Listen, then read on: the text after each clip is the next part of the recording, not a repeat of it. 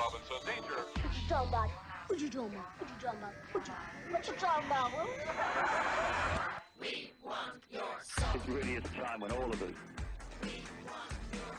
have got to start talking louder than ever. The rapid speed of, if you like, globalization. The world government, world army, world central bank, world currency, world microchip population. Don't be afraid. No, be afraid. Be very afraid. The important thing is to know where they want to take us. They have to destroy the dollar, destroy the pound, destroy the old order while they've been building the new world order, this technological enslavement system. The FBI is taking on $1 billion project to gather fingerprints, palm patterns, even digital pictures of faces. Eventually, it could expand to include iris patterns, face shape patterns, scars, even information about how you walk and talk. It's called biometrics. You can't handle the truth. Time to Howl at the Wolves. It's Saturday night, December 20, 2025, or 2025. What did I say? The Bilderberg Group.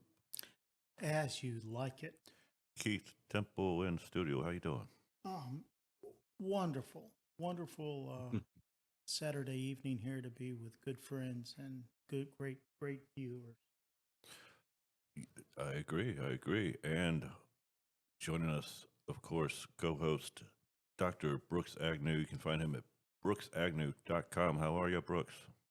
Absolutely fantastic. Good to be here on Earth on Saturday night. Merry Christmas early to you. Thank you. We can say Merry Christmas again. It's amazing. Merry Christmas. Keith's got his Santa hat on. I do. Someone said I could earn a few extra bucks at the mall this time of year. All natural, man. Just real beard, real cheeks, real belly that jiggles. I talked to Adam Earth earlier today and Scott Hare, but I don't know if Scott's going to make a surprise appearance or not. But as of right now, they are both out. I don't know. So if you don't hear from Scotty Hare, we'll hear from him, fairly soon and all that. Tony's got his requested burrata salad, Brooks, and Keith has his requested French onion soup, mashed potatoes to go along with the meat that we're eating tonight. So that works. And I got to give kudos to Chad, man. Chad's probably the best chef that I have. I mean, he's hooked me so much on coming in late at Saturday night. I mean, he's cooked venison tonight, and they are thick, tender, juicy fillets. And I'll be honest, it tastes like a fillet to me. I wasn't expecting. I came out of the closet. This first time I've ever had venison, and there are going to be some of my high school friends that are going to be like in shock, like what? But man, did Chad just do himself well tonight? Kentucky whitetail. You can't go wrong with good Kentucky deer. That's right. You don't want the Florida stuff, Keith. Well, I've had a few people kind of give me a warning, and I'll be honest, their warnings haven't panned out. I mean, this is if you didn't tell me it was venison, I would have thought it is a filet mignon. Seriously. And it's red meat, man. Yeah, no fat to that. And you don't need Heinz 57 or A1 sauce. I can tell you that. And No. it's flavored well. I still can't. No matter how many, it took a long time to wean Kayla from A1 sauce. It's like, don't you request that at a restaurant? Don't you do? You did it. She's young, and it's good that she has you to guide her a little bit. Brooks, tons of stuff going on. I saw the real president of the United States troll the hell out of the media once again. Maybe his biggest troll ever, because they all thought that his address was going to be that he's going to invade Venezuela, and instead he gave this almost hour long speech about the state of the country and how everything's been going, and he expects it to go. So I don't know if It you saw is that remarkable speech. that he got a prime time slot because everybody thought it was going to be, an announcement of war, and he gave us a state of the state, which was really good. Yeah, it was. It was brilliantly done, and they fell for the setup, I guess, because that's the hilarious part. Yeah, what are they going to do? Cut away because he's not talking about what they want him to talk about. Hmm.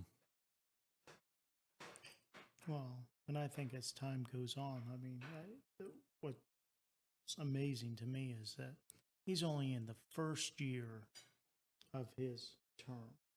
I mean, he has 3 more years, and if the American people step up like I surely hope they do, I mean, he should have just the most amazing term of any president, surely in our Uh, lifetimes. the communists are hoping it's a 2-year presidency.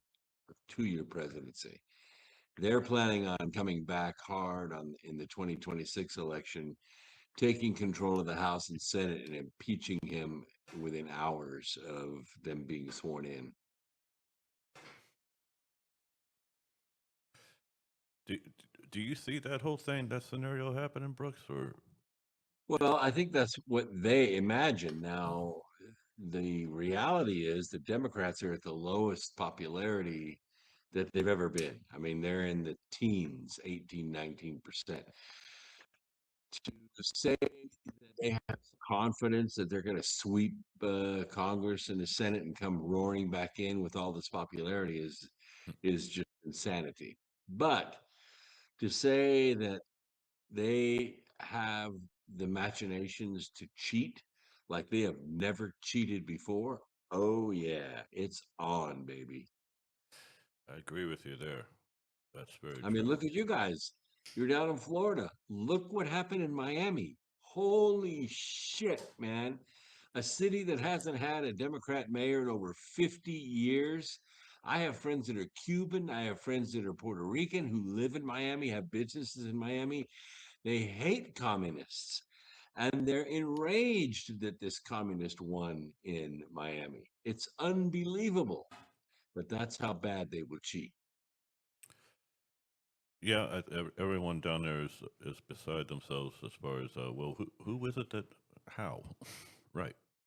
So I mean, nobody I know quite a few people in Miami. Nobody I know had her name on their lips when that election started. Nobody. And she won 59% of the vote. with How the 17 fuck people, does that happen? with something like 17 people in the field, 13. There were 13. 13 people in that election. Brooks, do you think it complacency, maybe because it was such a large field that a lot of people just felt that it was going to be a runoff and then they would go out and vote? Was it a low voter turnout or? I don't really know. I know that the Republicans did not do a good job of getting out there saying, look, guys, you don't realize how organized they are. They could come out with 500 people and win this election. You have to go vote.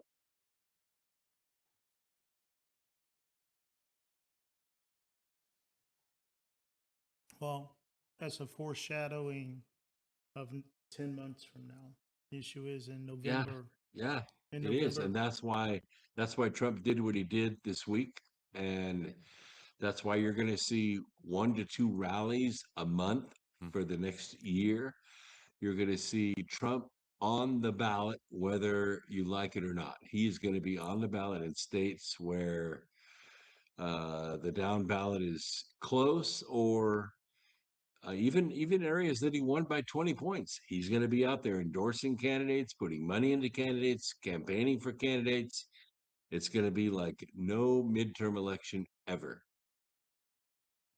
Well, and history has it that the Republicans have a challenge in front of them because, in general, historically, I guess over the last, I don't know, 50 years or more, that the party with the executive branch has lost seats after the first 2 years. And so I'm just hoping that the American public is awakened and, and will be energized and recognize the importance of this.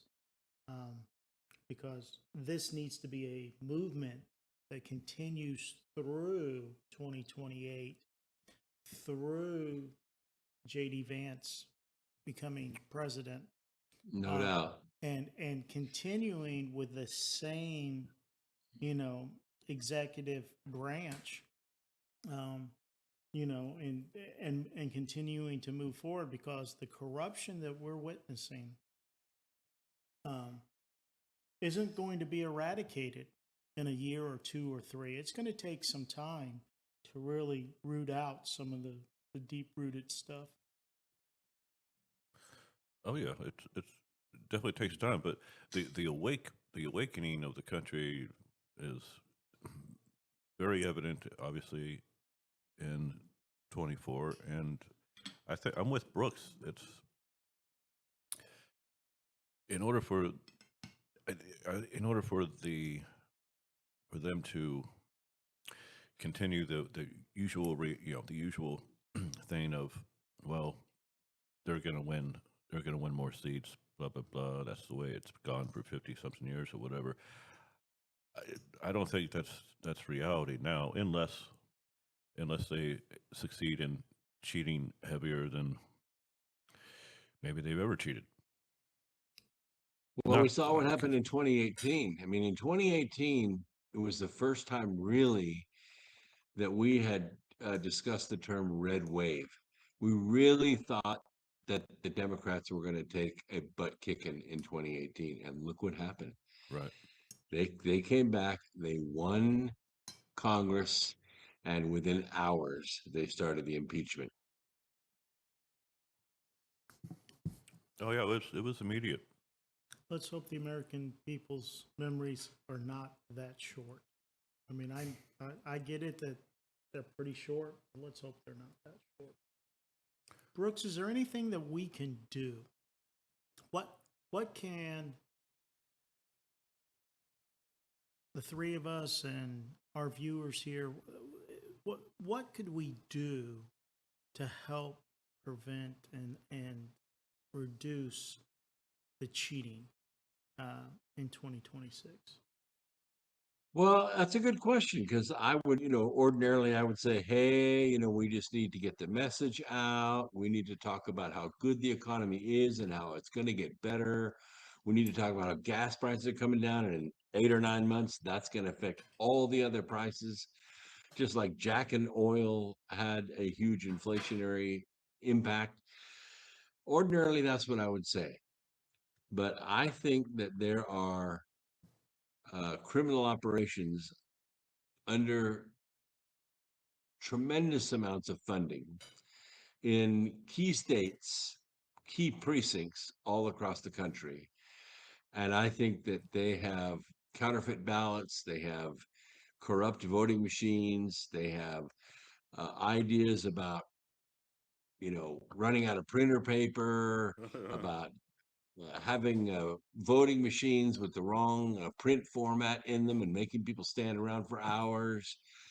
I don't know. They would do everything possible, and they always do, to make it impossible for Republicans to either hold on to the Congress and the Senate or gain seats. And keep in mind, about 10% of Congress is not running for election again. That's about 43, 44 people. Now, 3/4 of those people not running again are Democrat. And ordinarily that would play in our favor. We could run virtually nobody candidates in those districts, and all we have to do is campaign better and win. But that's not necessarily true. If the Democrats have, you know, 5, 6, 7% counterfeit ballots sitting in the wings with dead people, people that have moved away, illegals that are voting, they have confidence that they're going to win. And really, uh, there's nothing Republicans can do about it except overwhelm, just like what Trump was saying in 2024, make it too big to rig. Yeah. Make it too big to rig. I like that. Let's make a T-shirt. But you don't. Because they, between Google and Facebook and, the social media platforms playing biased processes to take Trump out, to speak badly of Trump and speak greatly of whoever the Democrat candidate is. We have to overcome that with the truth. We have to, but as I said, I don't know if that's really going to matter this time. I think the Democrats don't have the money to run a campaign like they've run in the past. They're going to have to do what they did in Miami. They're going to have to cheat on the ground. It's gonna be a dirty ground game. Well, they look at New York and they look at Miami and they say, this is a business plan that works for us and we are going to run it. Yeah. Well, obviously, some of the funding avenues of taxpayer-funded, campaign contributions, let's just put it that way, some of that is drying up. And then, like you say, the idea is that. Well, but look at it. I mean, even Marjorie Taylor Greene, who is retiring in a few weeks, she went into Congress with a net worth of $700,000. She's leaving Congress with a net worth of $24 million.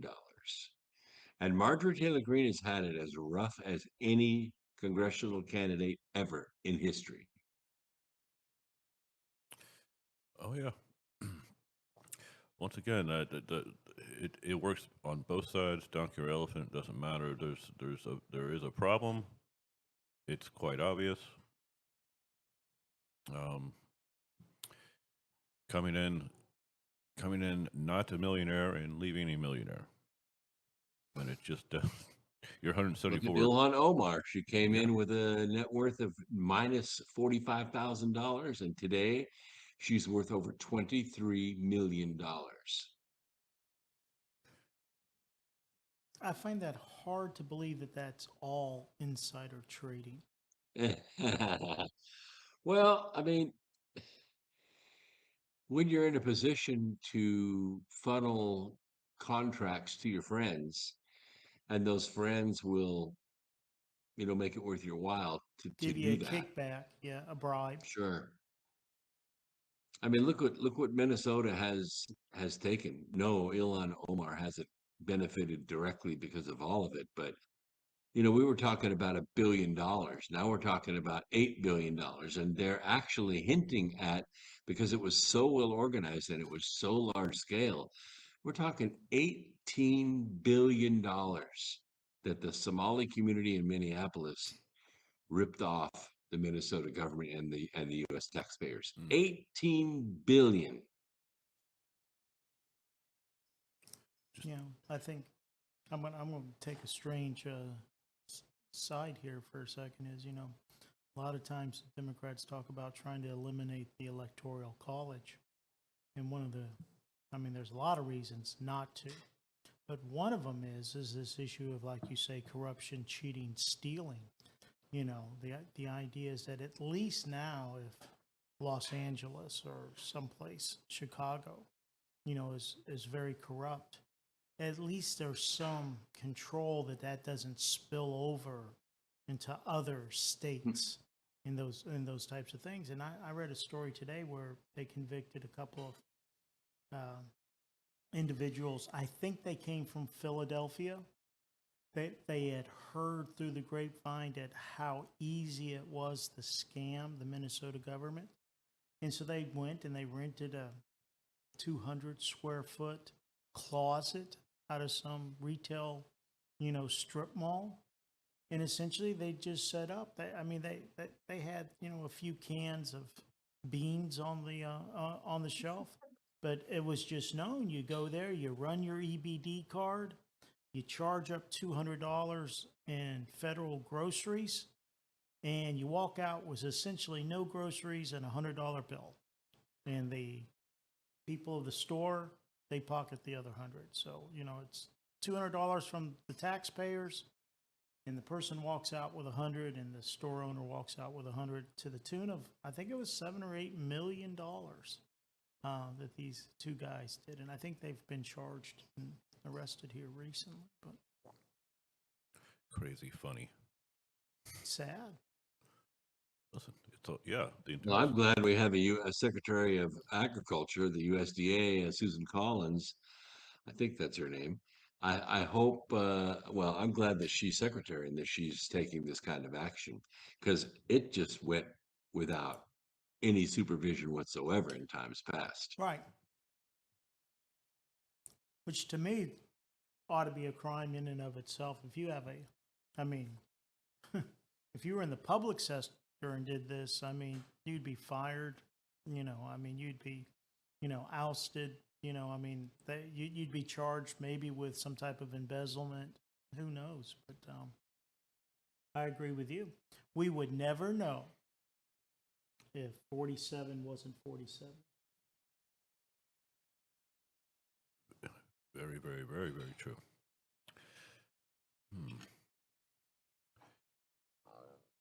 There's a lot of places to go with that. I did see a clip, and Brooks, I wouldn't be surprised if you saw it as well, but there was a woman that was complaining that they have to buy real food. Yeah. Oh gosh. We can't get apple fritters and soda pop and Cheez-Its, and we have to buy vegetables and meat. What good is the SNAP card? Right. Right. Yeah, it's amazing. Just that she would actually say, she literally said real food, just blew me away. I had to. It's funny. I had to pause. Well, yeah. I think they're approaching it on several fronts. Obviously, I think there are new rules that go into effect for receiving that benefit that basically kick in, I think, the end of January, that you got to work 20 hours a week if you're an able-bodied person. Second issue is there's like 20 states that aren't willing to turn over the roles to have the federal government, support, auditing, verifying the information. And there are going to be some people that aren't going to, there are going to be some states that are going to roll over, and there are going to be some that are going to hold out.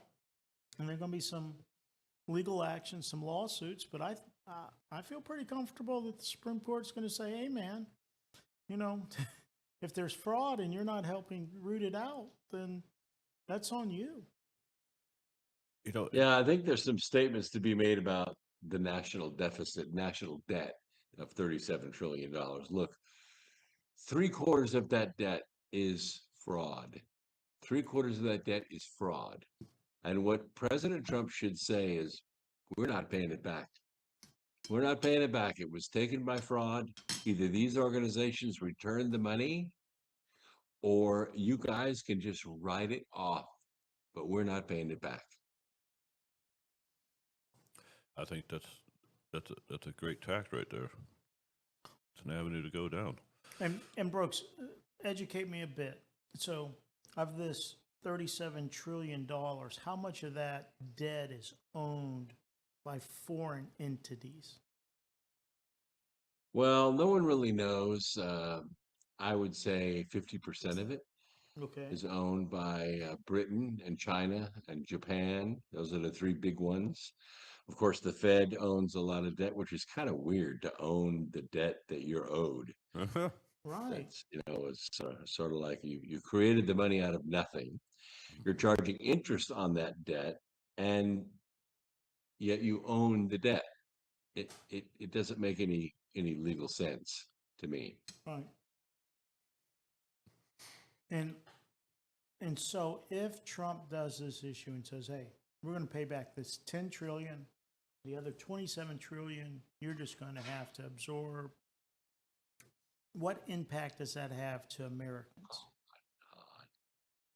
Well, for one thing, it'll have a huge impact on the banks, because the banks that both foreign and domestic that are getting this interest consider that interest as annual income. When that income is shut off, and the T-bills that they're holding on to, the treasury notes that they're holding on to, become worthless, it's going to tank their economies. I mean, it'll push them right into depression. So these are banks like Chase and Bank of America, and I'm asking. But it's also the Chinese government. It's also the British government. It's also the CCP. They are, that's an asset to them, and the income that comes in from interest on that is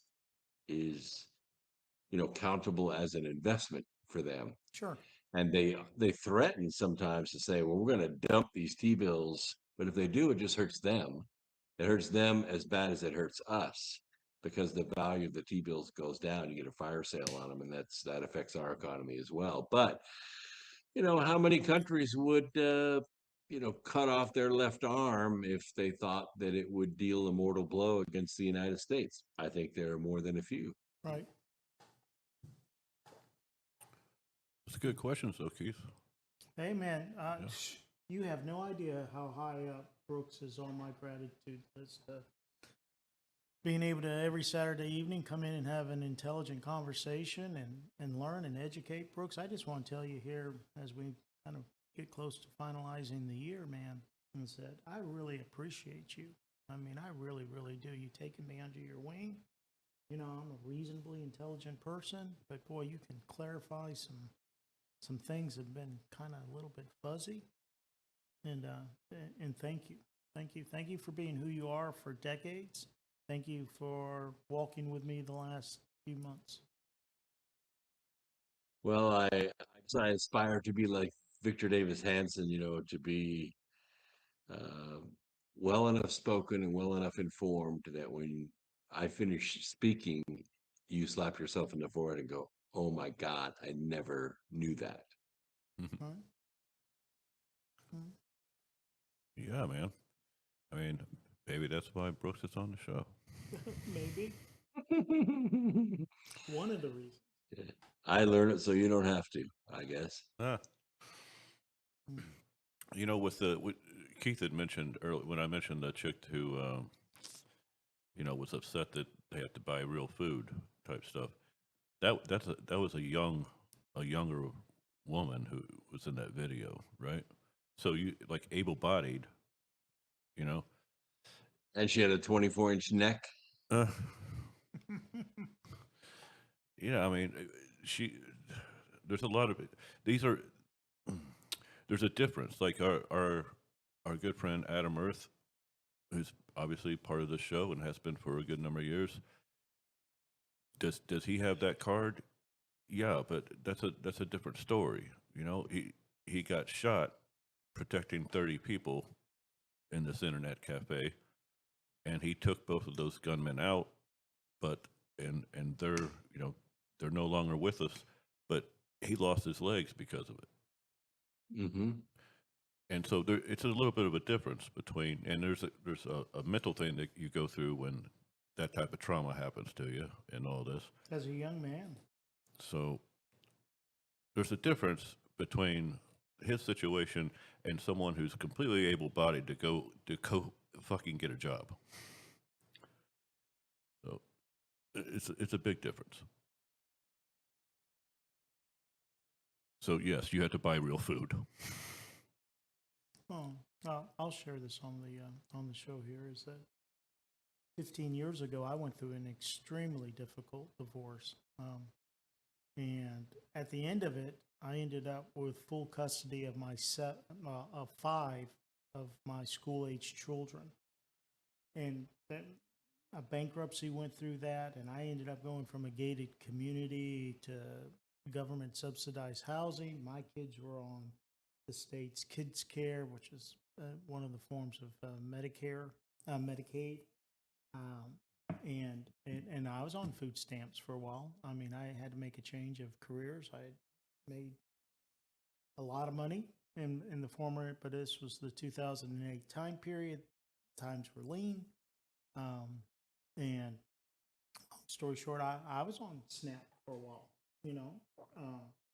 I'm not anymore, you know, and I've recovered, like you say, but I'm surely sympathetic to the idea that there are safety nets. Oh yeah, I'm not here being an asshole. Right. I'm No, just I'm saying, saying right, but there's people fucking the system right, all the time who can go out and work.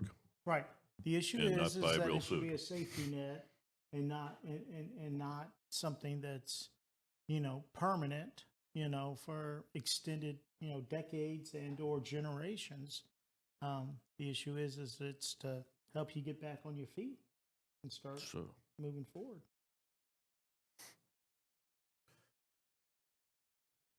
Well, that's true. I mean, I speak from the same experience.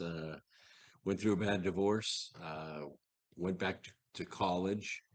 I had 4 small kids at home, new wife, and I did fine the first year. I sold my house, took the money that I made off the house, and paid for the first year of college.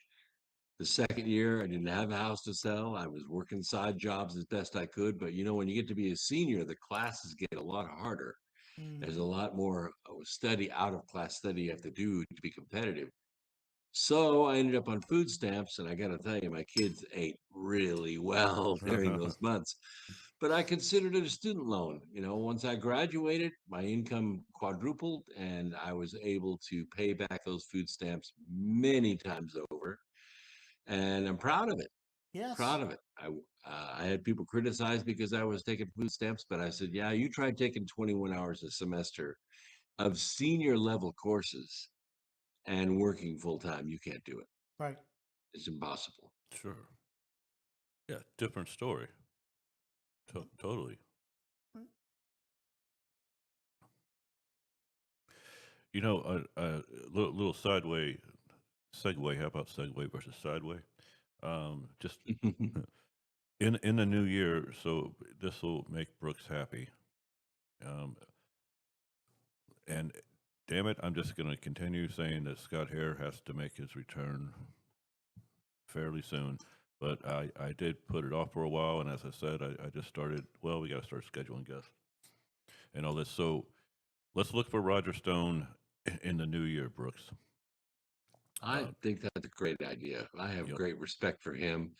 He's smart. He intuited a lot of stuff, and he became a real friend of President Trump, but also a thorn in the side of the deep state.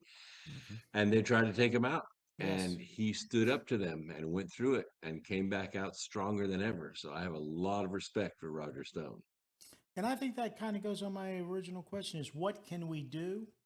You know, us on the show and us watching the show. And I think having Roger on would be one of the things that could, you know, be one of many, many, many things that need to occur to make sure that the midterms turn out the way we want. So Yeah, it's been a while. I mean, we have Roger. You know, he's been waiting in the gates. It's just pushing the button. I want Scotty on with Roger. That's the whole deal. But we're just going to go ahead and pull the trigger for Roger to come on early in the new year.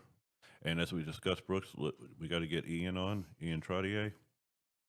And That would be awesome. yeah, just going to start lining up a good number of guests. You know, to start the new year off, 2026 with a positive bang. mm-hmm.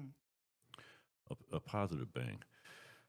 Brooks, you just real quick, just because I learned about this, and this kind of sucks in a lot of ways because I'm watching some YouTube videos, right? And this one thing pops up of a certain really cool dude and his family getting ready to go get Christmas trees, and I'm watching he and his son and his daughter and his wife on this video that they have their own YouTube channel, and then I find out that on Thursday they all perished in a plane crash. Oh yes, NASCAR race. Yes. You know a little bit more about aviation, Brooks, because you're the fucking most interesting man in the world. You know more about aviation maybe than obviously any of us here. Have you heard anything about? Because I was pretty close. No, were they going from North Carolina or from Texas?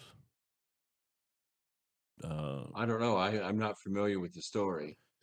Was it a private flight, a charter flight? It was his own private plane. He's I a see. retired NASCAR. His last name is Biffle. Oh yeah, sure. Yeah. So it Very was only an popular here. 8-minute. It was just an 8-minute flight, and they decided to turn around, and then they overshot the runway. Hmm.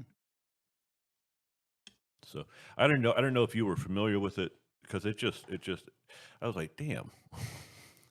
I was just watching this cool video, of them, and then I find out that they had all perished. But I don't know if you had any news on it as far as why. So I was just asking. No. It's yeah. So listen, call me. Let me derail the show and just ask a question that none of us have an answer for. Totally my fault, but Godspeed with that family because he heard that he did a hell of a lot of great stuff, during and post his NASCAR career to help people, which is good. I know he helped a hell of a lot of people. He had a helicopter too, and he helped rescue and deliver stuff in the Helene hurricane. Helena. So obviously he was a good dude and looked like he had a great family. Sad. Yeah. But on the positive tip, like I said, so Roger coming on early in the new year, get Ian Trottier and other guests rocking, and that's the way it's going to go. And Brooks is at some point in time going to give me his address that he wants me to send his Christmas gift to. That's going to be late at this point. Two, I got one to give you. Oh yeah. So you got two presents coming, Brooks. Whenever you divulge an address. Sorry about that. I'll get it out. I promise. Right after the show, I'll text you. Okay, that'll work. All right, we got a definitive timeline now. I know I should have it from when you sent us the awesome earbuds, but I didn't. I was just so mesmerized by. I thought I was getting like $10 earbuds or whatever. These are awesome. No, this is the high-end, incredible earbuds. Brought to you by Brooks Agnew. You can go to brooksagnew.com, everyone. There you go. Yeah, man. So, yeah, we'll get those sent out to you as soon as you send us your address. I think Brooks is afraid that we're just going to show up, knock on the door one day at the carriage house. No, I'm not afraid of that. We might. It's at least I have a couch now, and my TV is on the wall. I just installed my a couple of days ago, so now it looks very inviting. I'm so pleased that you have been so successful. I know it's been a couple of years and maybe a couple of decades in the planning and goal. It's been a 3-year project. We started in September 3 years ago, and we finished in September of this year. We closed on the loan in, I think, the last of October. Well, congratulations. What a wonderful Christmas gift to yourself and your wife and your family. Well, it's a lot of hard work, but I guess that's kind of the satisfying thing. At the end of the day, you're sitting on top of the roof and you've got the last piece of plywood on, and you look over what you've done, and you're tired and you're sore, but the roof is on and it looks good. And it's 95 degrees outside, and you did it. There you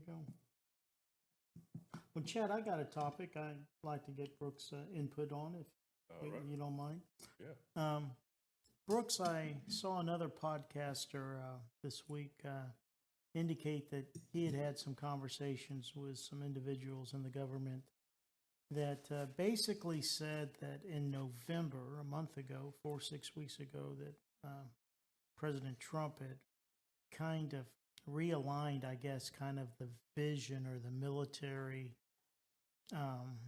priorities, I guess would be a good way, kind of back to the post World War II Monroe Doctrine of the issue of the Western Hemisphere, don't mess with us type deal, kind of the Cold War issue. And he said that he had had someone tell him that there were two nuclear powered. I don't want to be vague and say nuclear as in nuclear weapons, nuclear powered attack submarines in and around the waters of Venezuela, and that there are several, 4 to 6 surface military vessels of Russia heading towards that issue. And of course, we know that, we got this blockade going on and those types of things. And first thing that kind of crossed my mind is, oh my goodness, this could get really tense really quick, similar to the Cuban Missile Crisis. And I don't know if you've heard anything like that, or just kind of give you the opportunity to comment on it.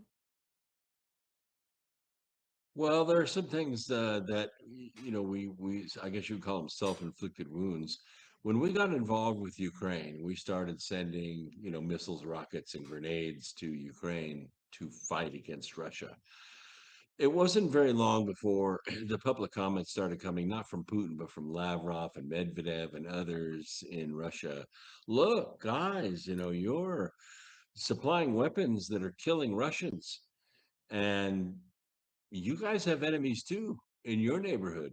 How would you feel if we sent missiles, rockets, and grenades and more advanced weaponry to them so they could use it to fight against you and win their position? That went over a lot of heads, but we talked about it extensively on our program. Now, they're not alone. The Chinese also have sent surveillance, high-tech surveillance equipment, naval vessels into the area of the Caribbean. They have no business being there. And that's where this conversation began to come back to the Monroe Doctrine. Now, a lot of people don't remember what the Monroe Doctrine is, but it basically was put forth by our government that the Western Hemisphere is ours.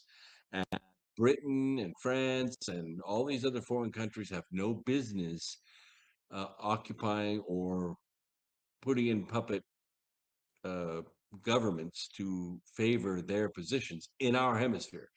That's one of the reasons why Trump opened the conversation with Greenland. Greenland controls, well, at least watches over the Northwest Passage, which is an icy but totally fruitful alternative to the Panama Canal.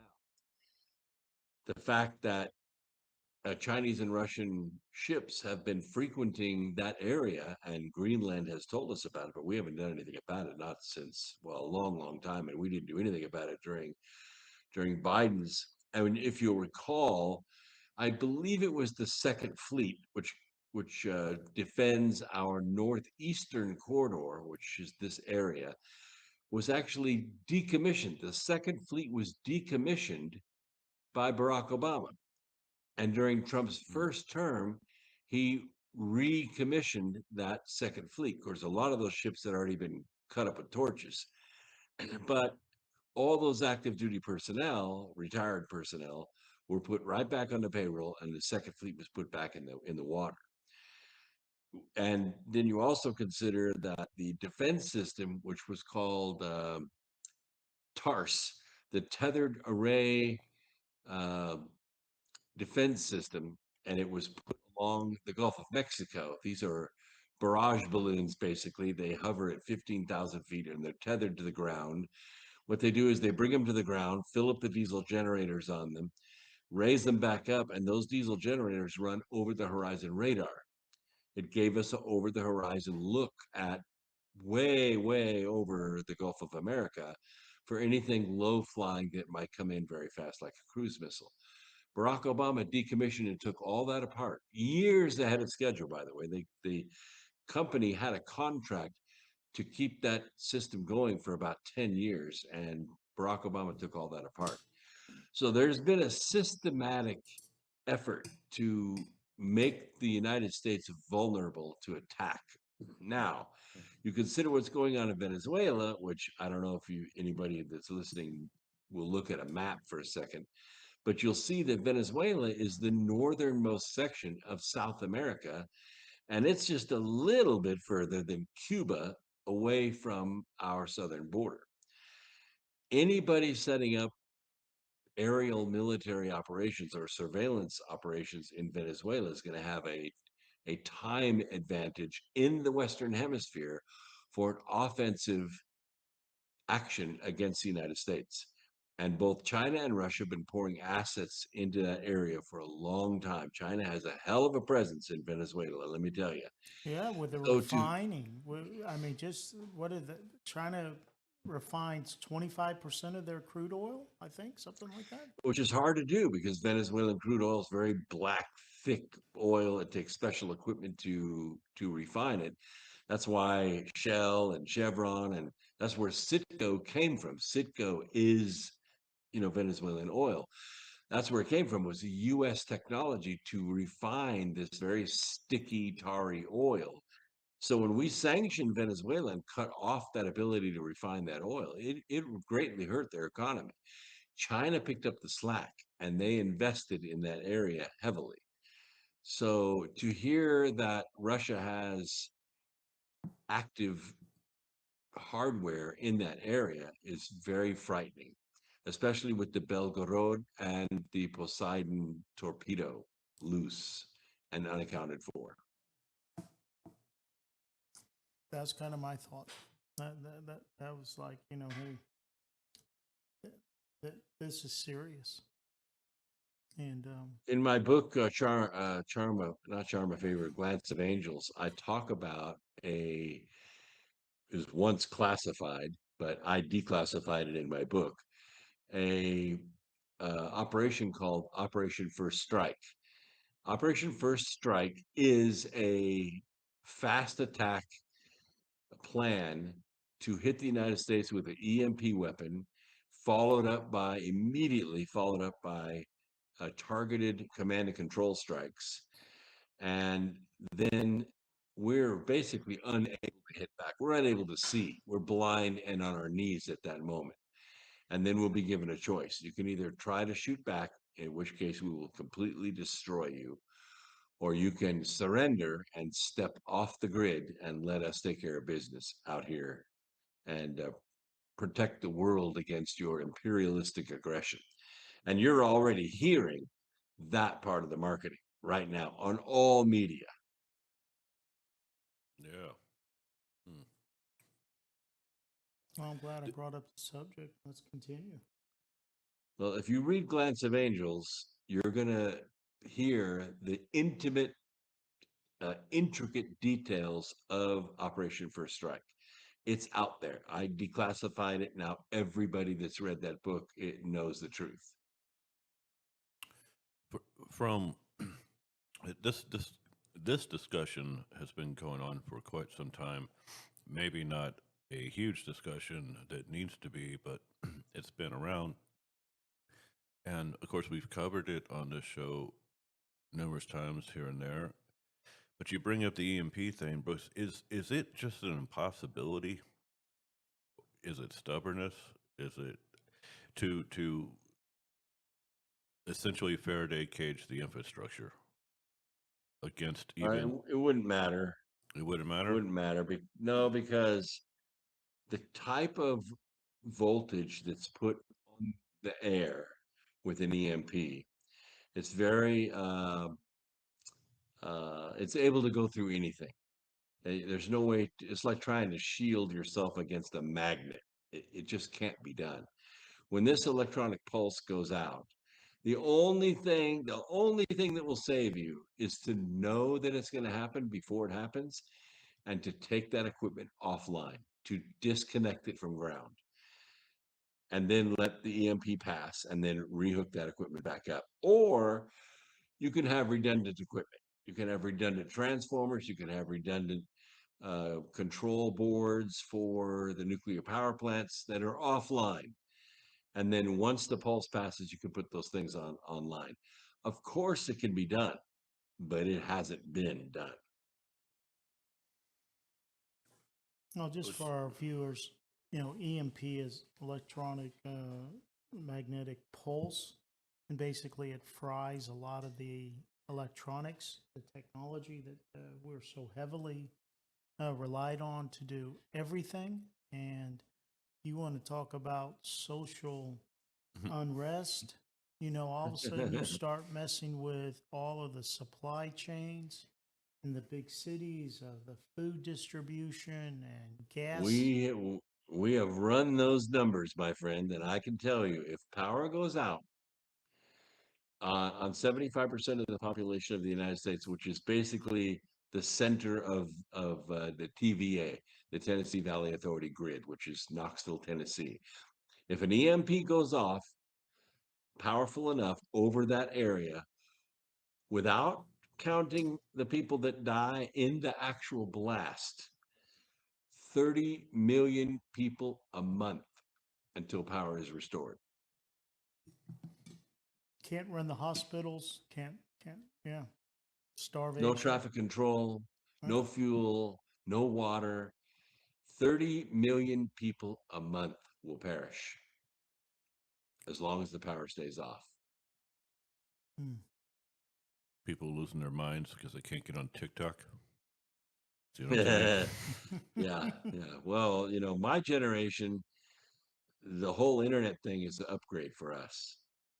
I mean, we can walk away from the USB cable, no sweat, no problem. Generation X, we got it going on. The next generations, they're hardwired to it. They could not function without it. Surely the millennials and below. That's for sure. I mean, you want to see the panic set in? Take their phone for a day. Take their phone away from them for a day. Watch the anxiety.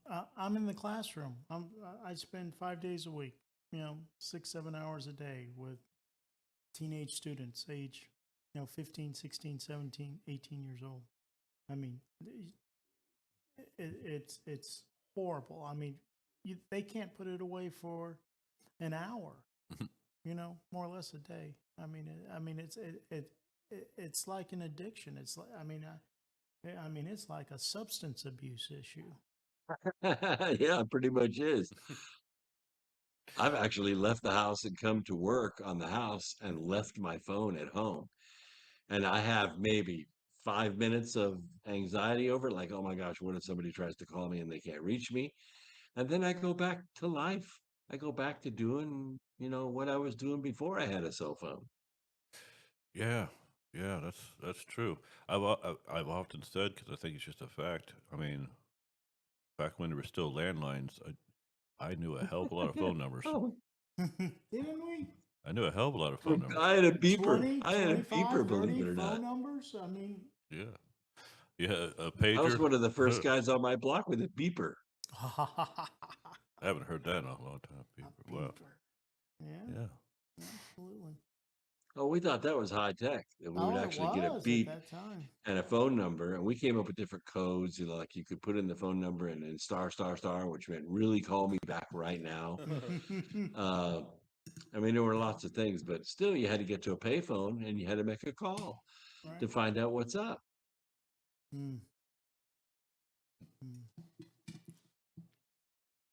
Wow.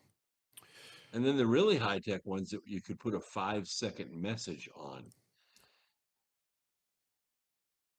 They had little speakers on them, and you could play that message if you were out in the field. That was really high-tech. Wow. Yeah, I remember guys in high school, if they had pagers, they were usually drug dealers. That's funny. That's funny.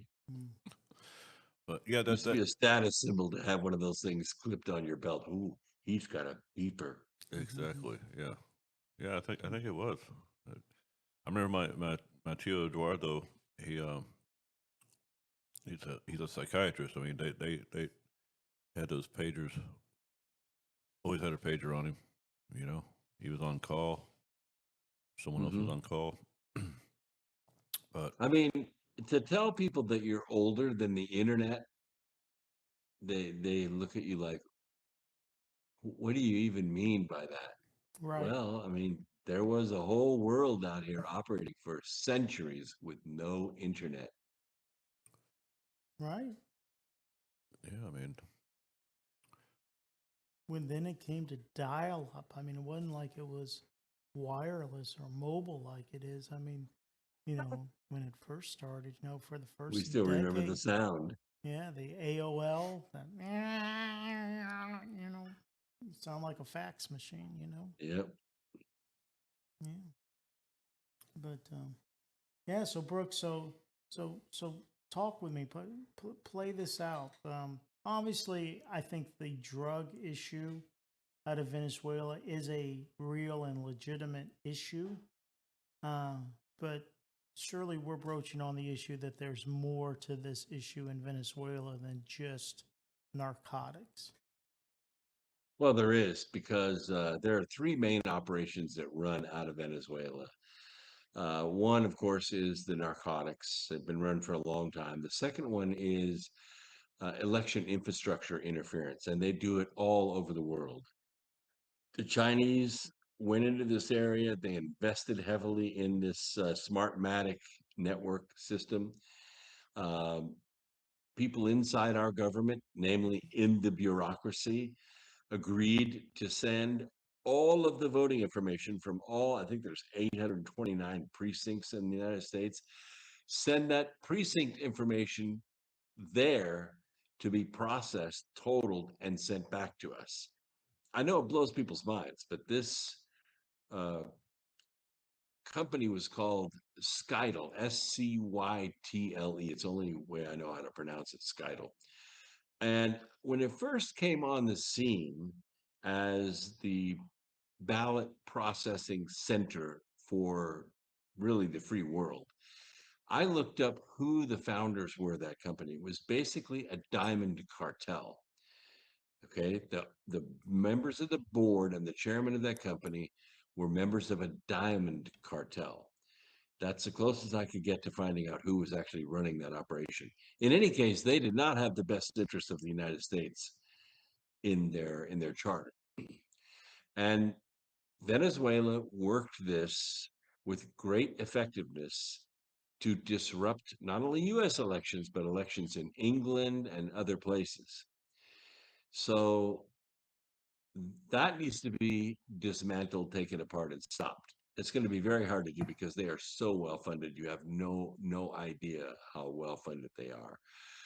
The second one is more kinetic, actually putting military assets in Peru, Chile, and Venezuela so that they could effectively put hardware, and I'm talking about carriers, jets, subs, stuff like that, into the Pacific right off the coast of the United States. It's a long-term plan to attack and weaken the United States. And we're, up until we became the Department of War again, we were pretty weak. Kind of like Minnesota. It's like if there's nobody watching, just let corruption, just let it just creep in slowly. And like you say, thank goodness for, Pete and the Department of War and changing the issue there. Brooks, it's just common sense to me. And I would think, I would hope most Americans would recognize that it's not in the nation's best interest to have Venezuela processing our election tabulation. It escapes logic, but it's been going on for a long time, and it's been going on since before 2008. We watched a virtual nobody who nobody knew. He hadn't accomplished anything in this country, didn't have a job, didn't own anything, didn't start anything. He was a freaking community organizer in Chicago. all of a sudden he was a front runner as president. And the reason he won is because the American candidate that we were running was so corrupt, he was so bad, he was so weak, John McCain, that Barack Obama could beat him. And that he was beat all Hillary by out. design. He beat Hillary out in the primary too. Yeah, and that was a story in and of itself. I cover that heavily in my book Charm of Favor, where Hillary's a household name. Everybody knows her name. Some people hate her. Some people think she's the smartest woman alive. But the point is, in politics, it's about name recognition, Al Gore. It's about everybody knowing your name. Nobody knew who Barack Obama was. But Barack Obama knew he could not win the election without Bill Clinton campaigning for him instead of his wife. So Barack Obama tried to make a deal with Bill Clinton. And Bill Clinton said, well, yeah, we'll make a deal. So here's the deal. You will drop out of the race and you can have 2008, but you have to pay all of Hillary's campaign debts off. And Barack Obama said, fuck you, get out. So Bill said, fine. So he left. Then the reality set in. Barack Obama knew he could not win without Bill Clinton out there campaigning for him. So he called him back up. He went back up to New York and met with Bill Clinton. And Bill Clinton said, okay, fine, we'll make the deal. You pay off Hillary's debts and we drop out of the race, just like that. And Barack Obama said, that's fine with me. Let's do it. And Bill said, oh, yeah, there's one more thing, by the way, since you waited. You're going to make Hillary Clinton your Secretary of State. And Barack Obama said, fuck you. But he came back to the table, and that's the deal that was done.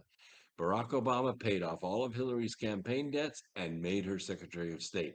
And Bill and Hillary ran their Clinton initiative, their Clinton Foundation, out of the U.S. State Department for 4 years.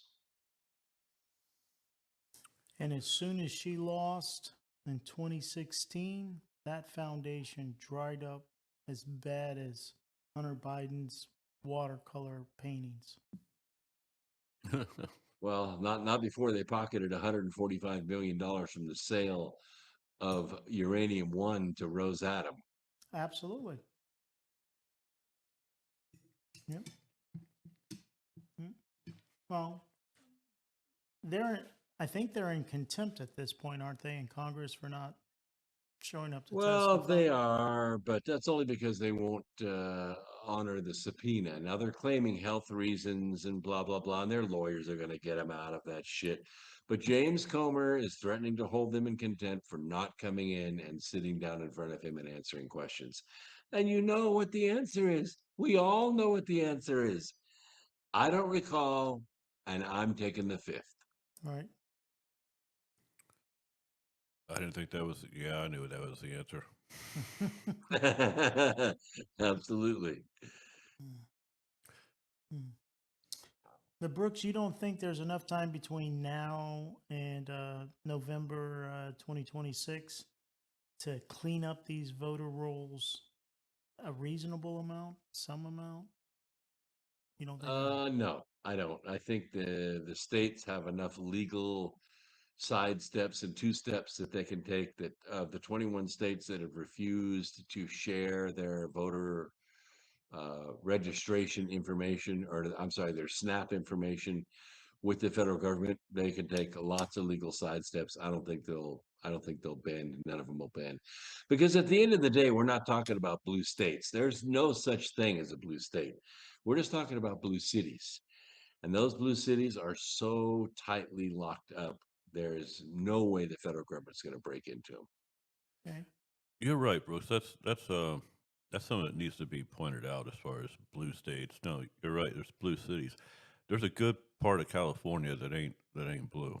40%. Oh, I don't think California is blue at all. Yeah. I think California is virtually red, 75% red. The problem is that the election infrastructure, the election system is so corrupt in California, red can't express itself. And I see California is a weird state in the sense that they can put propositions onto the ballot. And there are movements in California right now to put propositions on the ballot that require voter ID, proof of citizenship, things like that.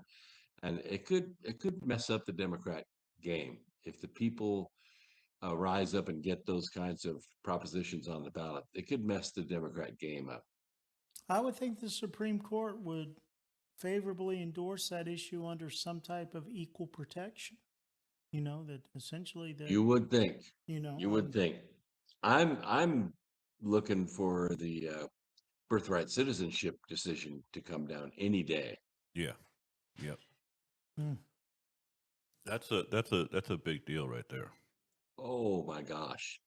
Oh, I mean, I've explained birthright citizenship on my program several times from the early days where it was assumed by Democrats to be the law of the land to where we are now, and why it needs to be defined by the Supreme Court. do you think it'll be retroactive? How do you think if it comes down that Trump is correct and his position's correct about that at least one of the parents has to be here legally for it to take place? I mean, do you Well, think they that- actually have to be a U.S. citizen. They have to be a U.S. citizen, and you give birth to a U.S. citizen. If you're not a U.S. citizen, no amount of naturalization is going to change that.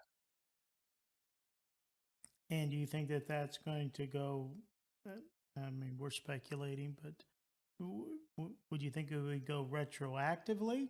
Do you think that they would change the status of? They're not good about retroactive stuff. They're not good about going back and saying, by the way, everybody that's been born since 1944, Right. they're not citizens. It would be very difficult to go retroactive because now there's been a lot of business done. But the law, well, I'm sorry, the amendment, the 14th Amendment, is very, very clear who is a citizen and who is not a citizen. Since that time, there have been two major affected groups that by law, by statute, they had to go in and define. The original 14th Amendment made no allowance for Native Americans. Obviously, they're not subject to the jurisdiction thereof, right? They live on a reservation. It's a separate nation inside our nation. So Native American children were not considered U.S. citizens. So they had to go in and change the law to say that, okay, children of Native Americans born in the U.S. are automatically citizens. And the second law was the Kim Wong-Ark law, or court decision. Kim Wong-Ark was the child of Chinese immigrants who were not citizens. They were in this country, they were residents in this country, and Kim Wong-Ark was born in this country. I believe the mother was a naturalized American citizen. The father was not. So the way the original statute was written, the citizenship went with the father. So the father was Chinese, not a U.S. citizen, and so therefore the child was not. They sued and they won. So because she was an American citizen, naturalized, her child was an American citizen, and that was a major decision. So those two were the only court cases that created the precedent that allowed the Democrats to assume that anybody spitting amniotic fluid out of their nose in this country is automatically an American citizen. And that opened up the floodgates for Democrat voters. And it was crazy because it created a whole multi-billion-dollar birth tourism business. Sure. Rich businessmen would ship their wives, their pregnant wives, here for the last 2 months of their pregnancy. They would stay in a luxury hotel or whatever, give birth, and have that U.S. citizen get all the paperwork in line, and then go back to their home countries. And then when the time came they would move their American citizen child back to the US and drag the family with them. That's what we call an anchor baby. And it was, at first, it was only abused by the very wealthy, and then it started getting abused by everybody. And what happened was Democrats created a constituency that, well, it showed up in two ways. Number one, it showed up in population so that they could get the representation in that state. And number two, it showed up as actual illegal voters registered to vote and bringing on these candidates, which you watch and listen to them on the floor of Congress and you go, holy fucking shit. How did this person ever get elected? Well, that's how it's done. Yep, that's why I said that that damn big issue, and I'm glad you brought it up. It has to be, it's going to get a lot of ridicule from uninformed people who think that they're very virtuous, but it has to be done. It should be The addressed. Supreme Court will make the right decision. I'm confident of it. They will say, just because you start breathing air inside our country does not make you a U.S. citizen. And that's the end of that, period. And if I'm not mistaken, I think I've read that essentially the United States is about the only developed country that has that policy currently, that you are a citizen.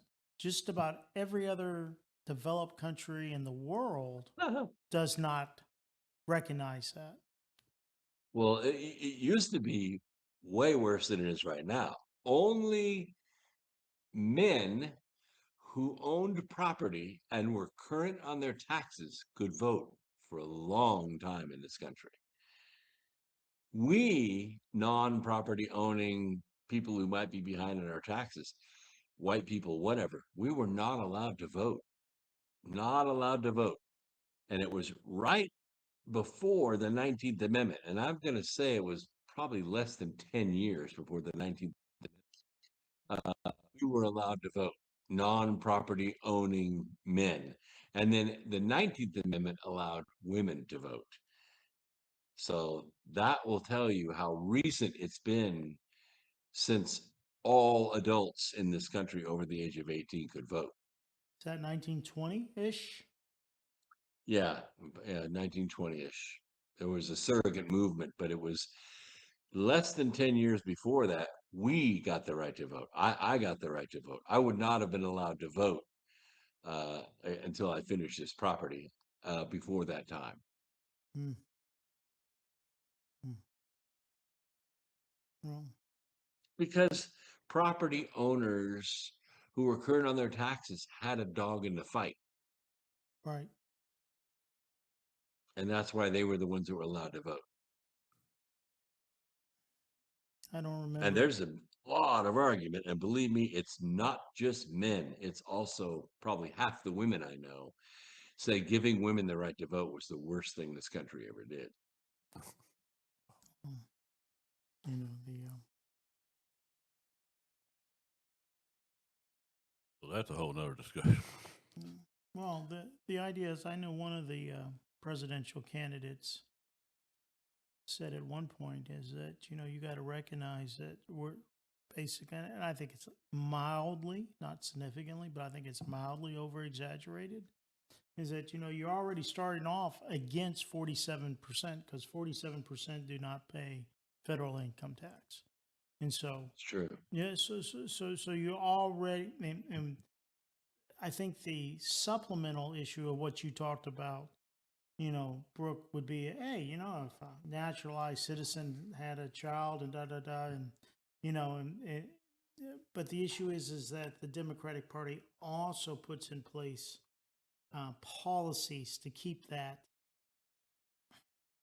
individual, that naturalized citizen or that newly born person, dependent on the state, so that individual will then end up voting in that progressive liberal Democratic line, as opposed to, like you say. Well, you bring up a good point. And Benjamin Franklin, when the Republic was first organized, also expressed that same concern. The reason why we did not establish a democracy.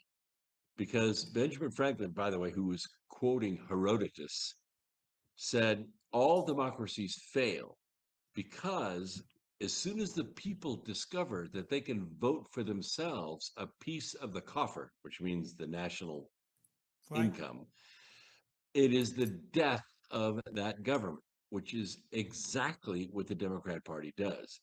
They vote for themselves a piece of the coffer. And they continue to elect the politician who promises more and more and more.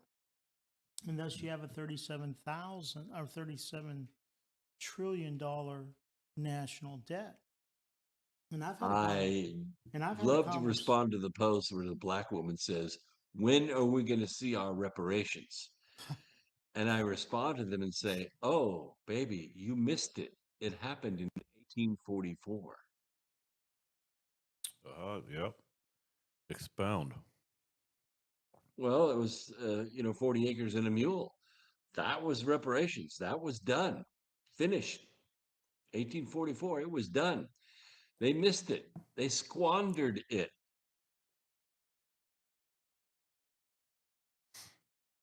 Now they want a do-over.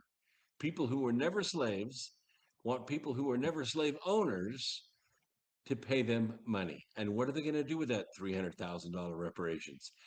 They're going to piss it away. I will open a reparations car lot the instant they pass that. I say get on with it.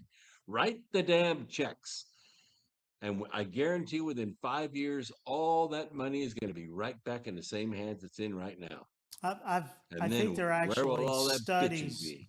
I think there are actual studies that say within one generation, 20 years, 5, 20, it doesn't matter. The issue is I think the point is, you're right, is that, it's going to end up being pretty close to where it is. It's true. I just think it's hilarious that this whole reparations thing has been going on for so long. I mean, it's just. Well, as long as Ariana Presley is in Congress, you're going to hear about it. Yeah, and it's a useful tool for some of those people. It's a political tool. That's what it is. It's that, hey, you elect me, and I'm going to continue to fight for you to get this reparation. Made up thing. Yep. Fantasy. Yeah, it's that's that, but that's that victim mentality that that certain people try and keep these people in. And well, they are. It's just they're victims. It's sad. They're victims of a very clever marketing campaign. Well, for one, I'm going to turn in my white privilege card. Mm-hmm. It's unused.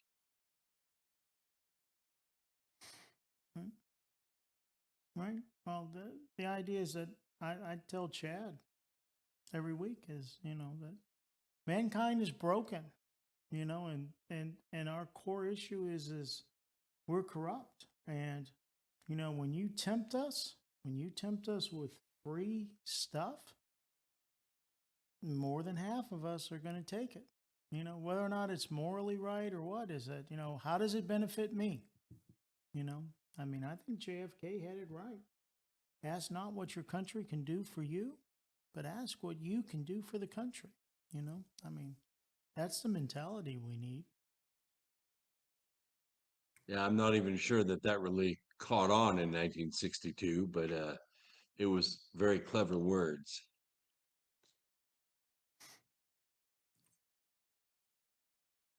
Well,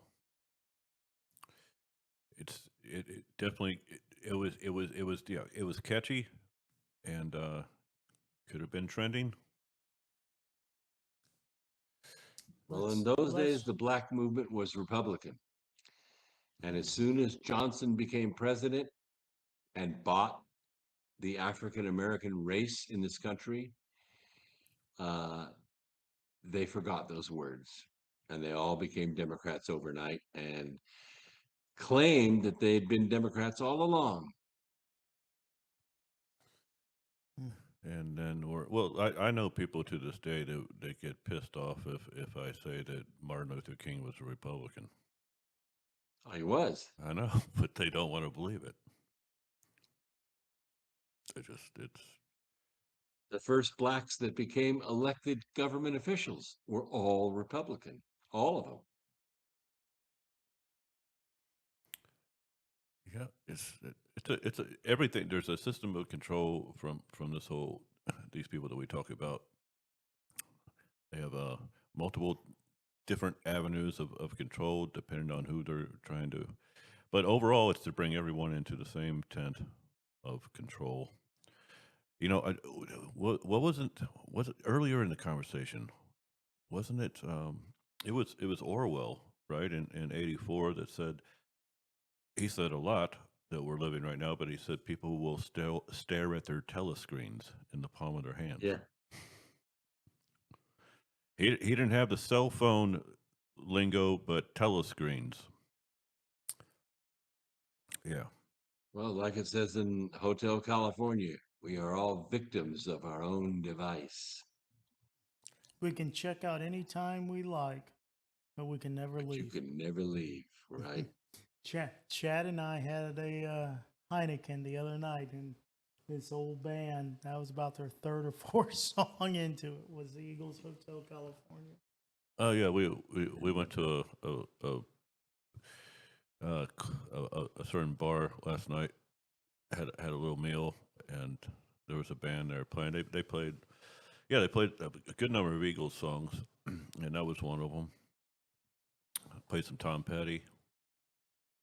Can't go wrong with Tom. Can't go wrong with Tom. Not at all. Not at all. You know, I was telling Dick Johnson, my friend. I was hanging out with him and some people Thursday night, and I said, like, we weren't listening to Petty, but we were listening to, I don't know, we were listening to a lot of different music. But I think it doesn't matter whether you have some hardcore, you know, metal group or whatever type of genre of rock you want to say, whatever, or maybe even other genres of music. Everyone respects Petty and Seeger. Oh my gosh, Bob Seger, one of the most talented writers in music history. Oh yeah, Unbelievable, the beauty and power of his lyrics. Highly underestimated, I don't know. He's one of the greatest that ever lived, as far as I'm concerned. oh yeah. I'm with you. As a snooty person this is the music I like. This is the type. No, you can't go wrong with Seeger or Petty. Period. And yeah, there's magic in Bob Seger, right there. Started humming a song from 1962. Ain't it funny how the night moves? What a song right there. That one That is a of good my song. favorite riffs. I could just listen to that riff like nonstop. It's perfect. Yeah. Yeah, Bob Seger, good old Bob. That was an inspiration for some friends of mine in Bowling Green, Kentucky, formed a little band. It was managed by Henry Goodman, who was a big deal in the music industry. Older guy, but he knew how to market a band. Now, this band was probably a little better than average bar band. Like, we see a lot of good bar bands out there, a lot. This one was well marketed, and it was a little band called Arkansas. I'll see. Maybe it was. Hang on a second. I got the name on the tip of my tongue here. I was thinking Bob Seger, and then this name popped into my head, and I remember Henry Goodman's band. That they were like country music act of the year for years and years. Um, Alabama. That's what it Alabama. I was. thought you were going for Alabama. Alabama. Yeah. Yeah, Alabama. Oh, I what a, remember them practicing in Henry Goodman's living room. Wow, these guys are pretty talented. Excuse me. Yeah, hell yeah, Alabama for forever. That's what a catalog of music that they have. Holy yes, and they were yeah. Excuse me. No problem, no problem. You good? I'm good. You good? Just Um, but that was a cool little excursion we had last night, Keith and I, and that band they held some songs down pretty good, man. no, there were a few that were okay. Yeah. No, I don't think they that's- pulled off Hotel very well, but No, I mean I don't think they pulled off or pulled away from Bob Seger though. Bob Seger was an act in and of himself. He just was so talented. oh yeah. Listen. I've said it before. As a lyricist, I love the creative. I love the way lyrics can be crafted and the way they can be said in certain ways. So when he says, for example, don't try to take me to a disco. You'll never even get me out on the floor. Yeah. Yeah. I love the line. In 10 minutes, I'll be leave for the door. Well, I don't know. Personally, I kind of think much like maybe the shift in television entertainment, maybe like the shift in the news, maybe like the shift in different things, is that from somewhere there was this issue of sure everybody was out to be popular and to make a profit, but in those 1960s and 70s and such, there was also some, I'm going to say, some moral issue. There was some message, there was some American support type issue. And somewhere in the 90s, maybe 2000, I think profit just started taking off. And there was no moral compass. It was like whatever's going to get the greatest viewership, whatever's going to, sell the most records, regardless of whether or not the lyrics, or the message was trash or not. And it goes back to mankind being broken. I mean, I'll defend the '90s okay, let's go to 2000. forever. All right, Okay, plain so young that man was- there with long hair. I thought that was well. I mean, I love. Listen, I'll go back to. I love bands that were around long before me, like Right. I just mentioned. Right. Right, but the '90s was an incredible, small little window of just incredible a jump into getting away from the me, everything's about me, '80s type thing to really introspective, great lyrics about about life in general. There was the '80s was a little different. We did have we had U2 in the '80s, and Well, you had Creedence Clearwater Revival. You had CCR. Led Zeppelin. You had Peter Frampton. You had Yes, and all these bands have been around since the '70s. But they were mega rock bands. They were enormous. They could draw 80, 90,000 people to a concert. It was it made everything country music tried to do look like a backyard party. And then the '90s, more sophistication came in, digitization came in. We started seeing CDs, which the music industry fought for a long time because people didn't want digital versions of the music because it'd be copied so easily. They would lose Oh the yeah. control over their own music. But I argue that today, the labels have lost their grip. They've lost their grip on the music industry, and Completely. bands can do 1, 2, 3. I've seen even 4 albums come out on their own label with their own money, all digital, and blow the market away. Absolutely blow the market away. I looked what's happened in heavy metal the last 5 years, 6 years. I'm blown away. I mean, it used to be Testament and thrash metal and speed metal and death metal. Metal has gone places nobody thought it could go. Look at the Japanese metal bands that have come on in the last 3 or 4 years. Unbelievable shredding power coming out of these kids. It blows away everything that's ever been done. I'm really excited about today's music. Keep AI out of it, and yes, I want real people making real music.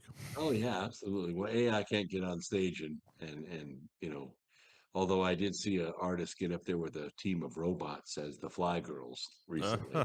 But yeah, robots were doing the same movements as the singer. I thought it was quite unique.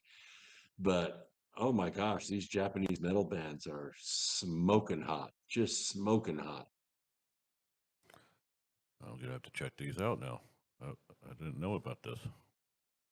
Well, baby metal started it, and then some of them have Caucasian names, and some of them sing only in Japanese. But music is music, man. And these guys, these girl bands and guy bands, are all good. I would pay to see any of them in concert. Look at the Warning. 3 Mexican girls, sisters, Yeah, I like the out Warning. there Yeah. killing it, absolutely killing it. And their parents are involved in the back stage, and they do a great job raising these girls. They're all wholesome, and Bass they're player having is a hot as hell. blast. I would like to see him as the Super Bowl halftime show. Much better than Bad Bunny. Oh well, Oh my shit! gosh. Get the fuck out of here with it. Yeah, that's really sad. Yeah, and they're having That it. is it. That is. That They is could it. have. It's in Metallica's hometown. They could have had Metallica. Well, they copied Metallica for a long time, and that's how they got their start. Well, no, I'm talking about Bad Bunny. Them having Bad Bunny at Oh, the Super Bad Bowl. Bunny. Oh. They could have had Metallica. It's their hometown. Bad Bunny, a guy who said he never play in the United States again. You fucking bitch. He literally said in an interview he'll never play in the United States again. Then he gets offered the Super Bowl, and all of a sudden he's going to play in the United Well, States. I think he has said, and we'll see if it turns out, but he's not going to sing. He's not going to perform in English. He basically has said, you guys got a few months here to learn Spanish. We'll see. Anyway, Bad Bunny, yippee-ki-yay. Who cares? But Die Hard. the Warning, though, Brooks, I'm glad you bring them up. I recently was turned on to them, and absolutely great group. And And their personalities are awesome. The little drummer, yeah, cuter than a button. She's a good drummer, but she's also a great singer, and she connects with that audience. She's such a tender heart. They really do a good job on stage. Ooh, I got to check it out too. they do. I kept seeing this one dude that does a lot of music, basically a music critic, a modern day music critic, I guess, and he kept checking out the Warning. And I'm like, I love the name. The name of the band is so damn good. They've got to suck. But I checked them out. I was bracing for disappointment, Brooks. But then I started listening to them. It's like, holy shit, they actually have chops. This is awesome. And that bass player, I'm in love with the bass player. Yeah, they're a good group. Most certainly. So yeah, Well, that's what I'm saying. That the way our media is today, with TikTok and Instagram or whatever, music finally has a way to get out of the garage and in front of people, which it never had in the 90s. In the 90s, if you didn't pay attention to BMI and ASCAP and Columbia, you didn't get recording contracts. Nobody would hear your music unless you were going to a bar or warming up for some act out on tour. Yeah. But now these bands have viable ways to get their music out to their audiences and grow their audiences. And audiences are hungry for it because it's not only great music, great lyrics, but the talent is raw, like not digital. It's raw. And that's what's really beautiful about music. When I used to go up to Chicago to do business, I first time I went up there, I was winning some award for inventing this thing for this big company called W.R. Grace, which was the largest corporation in the world. So I go up there and we have one free night, and I don't have to speak or be in front of people. And I went to the taxi driver and I said, "Take me to the best blues bar in Chicago." And he took me to a place called Kingston Mines. And when I walked in, there was a small band there, 4 guys, a keyboard, drummer, bass player, and a guitarist. And the guitarist was wearing black jeans, a white t-shirt, and a cowboy hat. Every volume control on that band was turned up as loud as it would go. And it was totally raw blues. And I stayed until the place closed at 4 o'clock in the morning. Nice, nice. Yeah, you get lost in the. Oh, it was great. It was Yeah. raw emotion.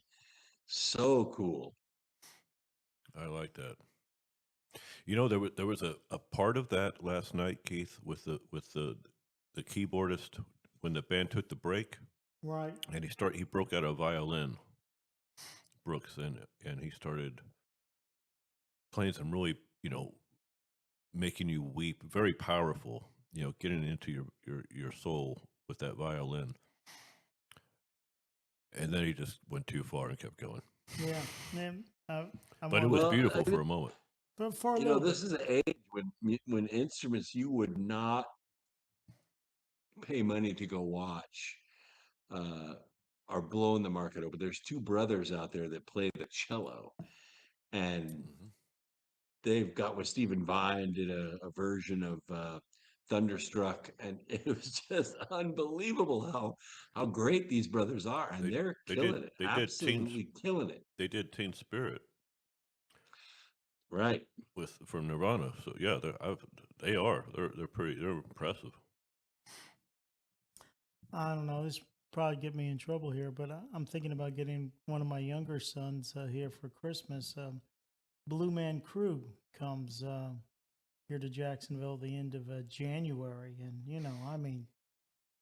if that's your thing, pretty talented with PVC pipe. But they've Yeah, the made it. Blue Man Group. Oh. We just got my grandson. He's 6. His first set of drums. He wants to play drums.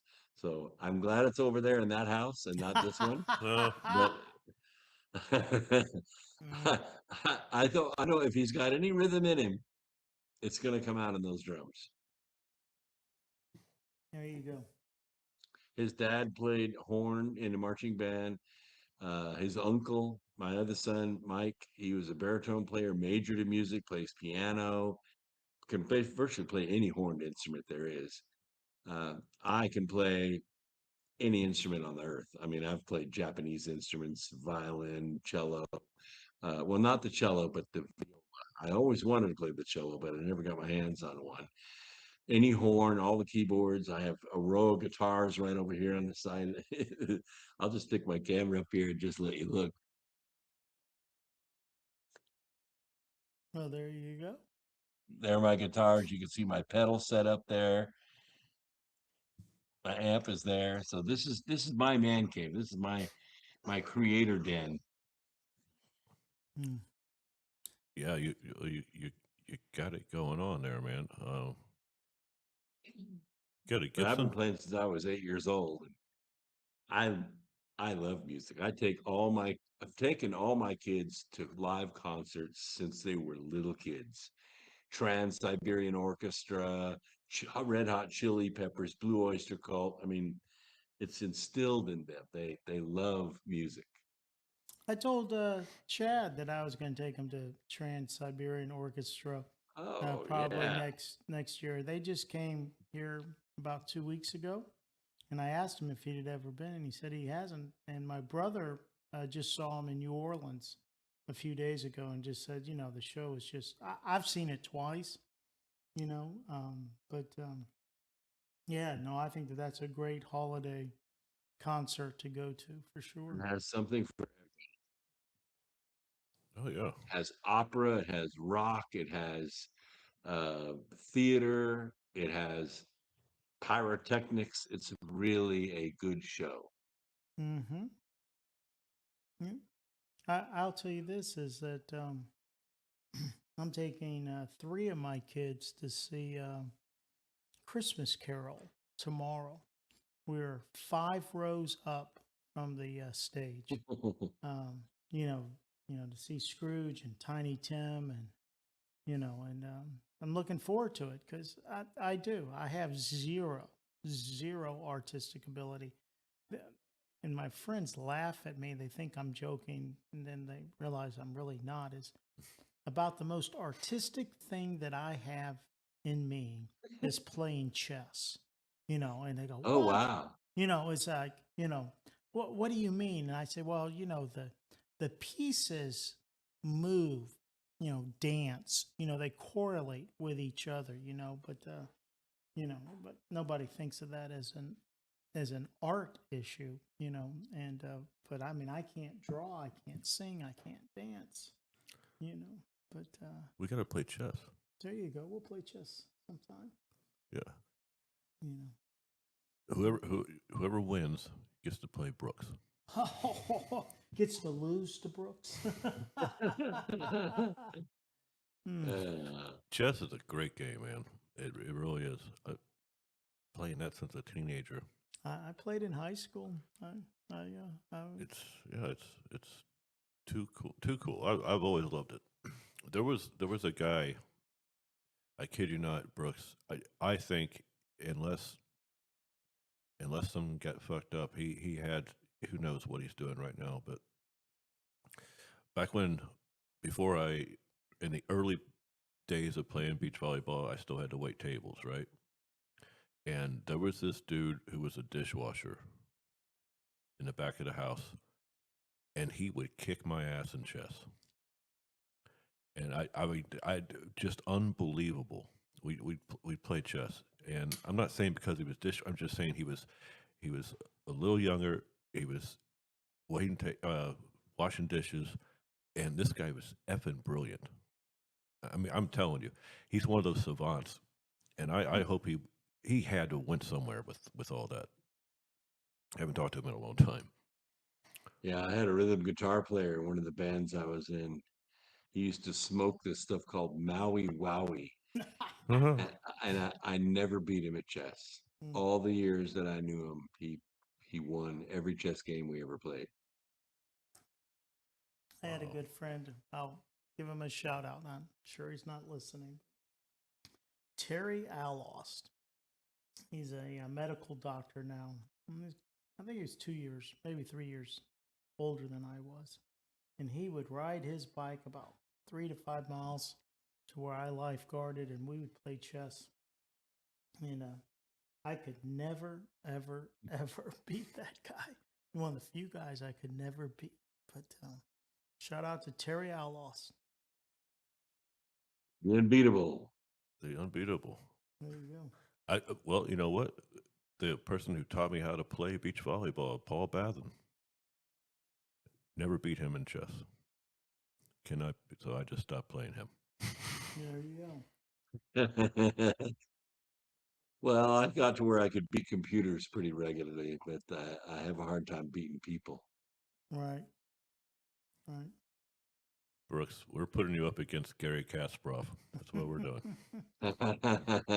Is he still around? I thought he might have got executed. I don't know, man. I mean, didn't say that out of disrespect. I just know he's one of the most famous. Well, he all time. became a political activist in Russia, right? Opposing Putin. I think they shipped him off to Siberia, and I think he passed away in a prison or whatever they call the gulag things. I'm not sure if that may not be true, but that's what I think happened.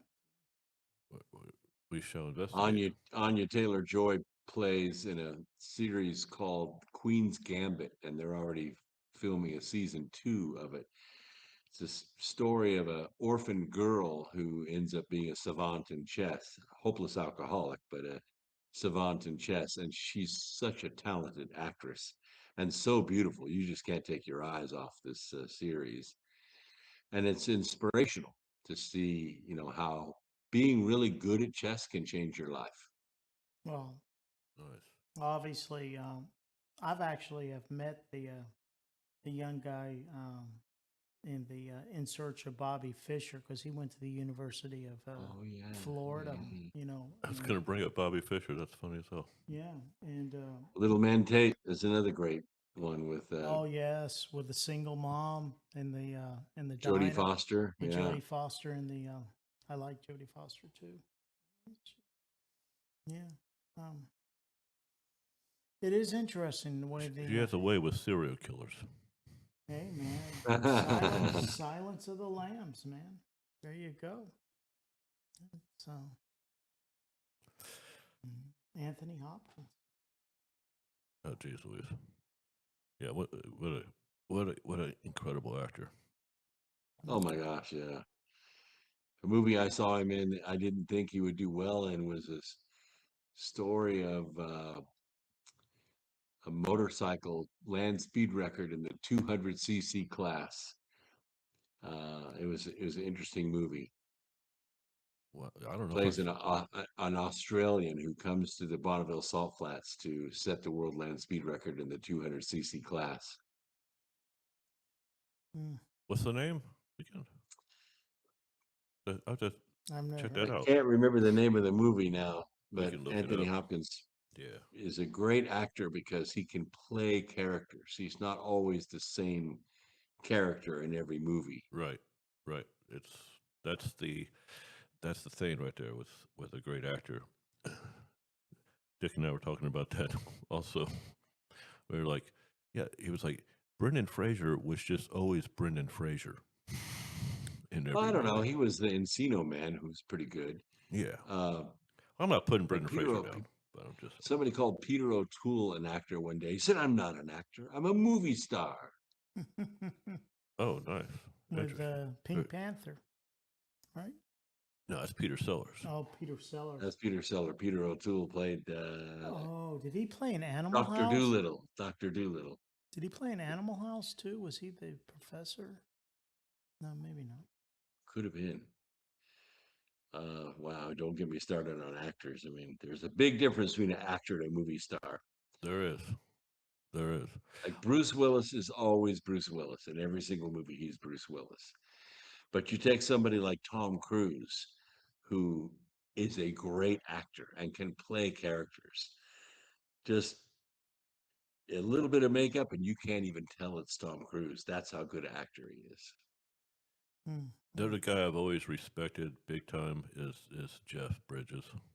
I've just always loved him. All the Bridges brothers were good. Yeah, he literally is the dude. I like him. I like him a lot. Bruce, before we get out of here, man, we're gonna. By the way, Christmas, New Year's, all this. What are your plans? Are you, because we're obviously they do not fall on Saturday nights. So are you taking any Saturday nights off, or are you jamming with me? Or No, I'm going to be here. Of course, Christmas I'll be across the parking lot here with my son and the grandkids.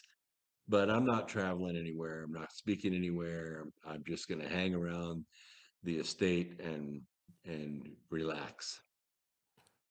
Okay, so you let me know if you want to do a show with us next. I mean, Keith's going to be out I'm going to be out. next Saturday night, but if you want to hang with me, let me know and we'll do it. Okay. Yeah, we'll see. I have friends that are going to be coming in town. We're supposed to golf, and I don't know where that's going to lead. Oh, yeah. Yeah. Yeah, well, maybe haven't- you take next Saturday night off and we reconvene. Okay, well, just hit me up on the Super Friends chat, and I'll give you a thumbs up or thumbs down. Okay, Roger, all that. We'll get ready to get out of here. And I did want to say before we get out of here, if you didn't look at it, it's funny as hell, and I think Tucker kicked little Ben's ass at TP USA. That turning point. Yeah. Ben went after Tucker, and then that's not really a smart idea when Tucker's closing the show out. I don't know if you saw that, Brooks, but Ben No, I didn't. at TP USA. It was just this week. So he was one of the speakers, Ben Shapiro, and live on stage he goes after Tucker Carlson, and then when Tucker comes on to close the show out, he said, I just got here. I wasn't really paying attention. Did anyone else say anything of any importance earlier? And he just went after. He just shot back at Ben Shapiro big time, and he did it in a classy way. And it just showed what a dickhead Ben Shapiro is. Yeah, he is. I mean, that's And he's a neocon. He's not. He's some guy who is always hated and spoke out against 47. He's a total neocon. He's a sellout. And I don't even know why he was there. Yeah. I always wanted to speak at an event like that. I tried to get a speaking slot at Turning Point for probably 10 years and never could even get a second glance. Hey, it might still be in the works. It really might be. Who knows? You're up in Brooks Agnew. It might be. It might happen. Brooks, tell everyone before we get out of here, what do they do at brooksagnew.com? The easiest thing in the world, brooksagnew.com. You can get, of course, still get great Christmas presents, books, audiobooks, which will definitely deliver before Christmas. It's an instant download. They're as good as, well, they're on Audible, but I sell them for half of what Audible sells them for. But you can also get health and aging products. As you know, both Chad and I are biohackers. Yes. We stopped aging by choice. And you can get those products that'll help you do that at my website at brooksagnew.com. Just click on the health and aging link and you'll be there. I promise you, you will not be disappointed. You will not, folks. brooksagnew.com. Once again, Brooks, send me I got to have the address so we can give you those. Send you. I will. I'll send it to you. Okay. Send that to me, and Merry Christmas, Brooks. We're going to get out here. Keith, say goodnight to everybody. Good night, everybody. Have a great holiday with friends and family. That's what life's about. And let's get ready to rock and roll here in 2026. Should be an amazing year on lots of different fronts. Let's do it. Let's do it. Merry Christmas to everybody. For our elusive engineer, producer, and webmaster Tony, Scott Irvine, Scotty Hare, Adam Earth, and the luscious Bob Austin. You just heard Brooks Agnew, folks. Merry Christmas. Until next time, let justice be done, though the heavens fall. I'm Truth. This is Earth. Have a great night, Brooks. Get it, Keith. Get it. I want high energy right now. I'm working it. Yeah. I'm working it. Gotta watch 47. Get those moves.